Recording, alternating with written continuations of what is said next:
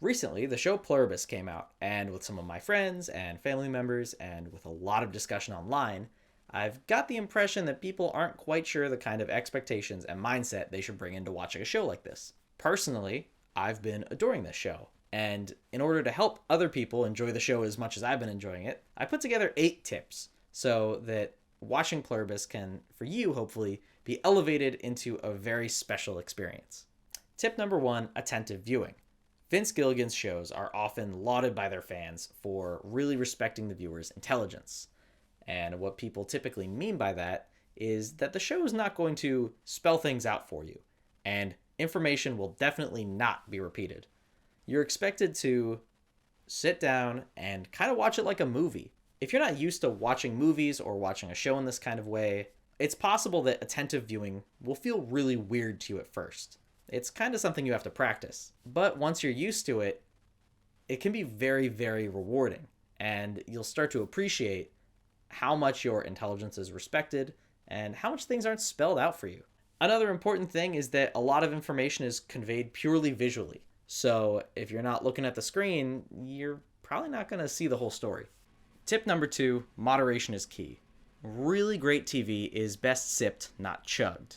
Allowing yourself the time to really digest the information and reflect on how the possibilities have changed for the show is a really critical part of the TV viewing experience. Simply reflecting on questions like, what might this character do next? Or what's changed in the possibility space? How has the plot of the show been altered by the latest episode? What might happen next? What hints do we have for where the show could go? These are important questions that are worth sitting on and thinking about. And by binging a show, you kind of rob yourself of this critical experience.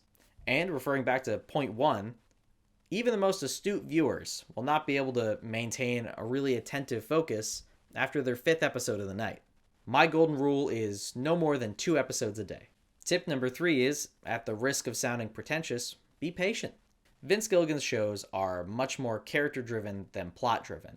So, in the absence of action, you're really meant to focus on how the characters are feeling, how their mindsets change, how the information changes, the journey that they go on personally, rather than what's going on outside and around them. Though, of course, that also matters too. Tip number 4 is compare and contrast. So, look for parallels and repetitions and contrast. If you're being shown the same thing over and over and over and over again, why? That's the really critical question to ask that will give you a deeper understanding of the whole show. One really simple example that's spoiler-free is Carol's drinking habits. Pay attention to how and when and why she drinks, and how she toys with the decision of drinking. Ask what this says about her current kind of outlook on the future, her headspace, and maybe just how Carol as a character deals with adversity.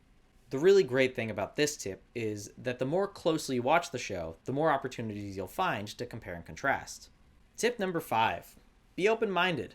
This is an extremely original and vulnerable show made by the ridiculously talented team that Vince Gilligan has been assembling since almost 20 years, maybe more, depending on how you count it. My favorite show of all time is Better Call Saul. If you showed me the first season of that show and asked if it was going to be my favorite show ever, I'd say, I don't think so. If you showed me the second season, I'd say, probably not. But then you show me the remaining 4, and I adore it. And part of that is just that TV has to build on itself. You have to lay a groundwork before you can start twisting it and putting new meanings into old objects, and the entire language of the show evolves as it goes on longer and longer. Have faith that the journey that Vince Gilligan and his team are taking us on is worthwhile. My recommendation is to approach each episode with a genuine curiosity. Just, what do you want to show us? At the end of the day, TV is just another art form, so approaching it with judgments or preconceived notions or any kind of hard-headedness about the way you think it should be is going to get in the way of you really connecting with it. Tip number 6, think thematic. Pluribus is about a lot of different things. A few of the themes that I've noticed are the insecurities of an artist, and the social behaviors of humans in comparison to other animals, and the ways in which humans depend on others for even their most basic needs, both physical and emotional. The show is about all of those things and a bunch of other things, but also more explicitly about the characters who inhabit this new situation. There's no one right way to view a story, so thinking about it through different lenses can help us get a more complete picture. Tip number 7 is consider characters. This might sound pretty simple, but when a scene ends with a particular character, think about the information that they got in that scene and how their mental state has changed and what they might want to do next. Because the character's velocity is pretty much never going to change substantially off screen. So, the next time you see them, they're probably going to come in with that exact same mindset. Just by paying attention to this, it can make it much more obvious why a character in a particular scene acts a certain way, and helps us predict what that character might do next after their scene ends. No scene is an island. Every single scene is connected in some sort of way, even seemingly totally disconnected ones. So thinking about how all of those fit together is really critical for understanding the show on a larger scale. Tip number 8, talk about it. Analysis and discussion is the most fun part of watching a show like this, a show that really rewards its viewers for paying close attention. If you're able to watch a show like this with a really good viewing partner, that can elevate the experience immensely. Somebody who's able to analyze and interpret and speculate with you as you both make your way through the show together. Now, if you're stuck with a viewing partner who wants to talk over every scene or keeps going on their phone, there's always the internet.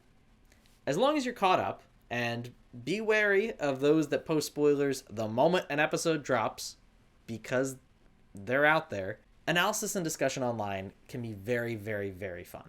You'll go online and you'll see people talk about theories and ideas and interpretations that sound so absurd and ridiculous and like, oh, come on, that can't possibly be intentional.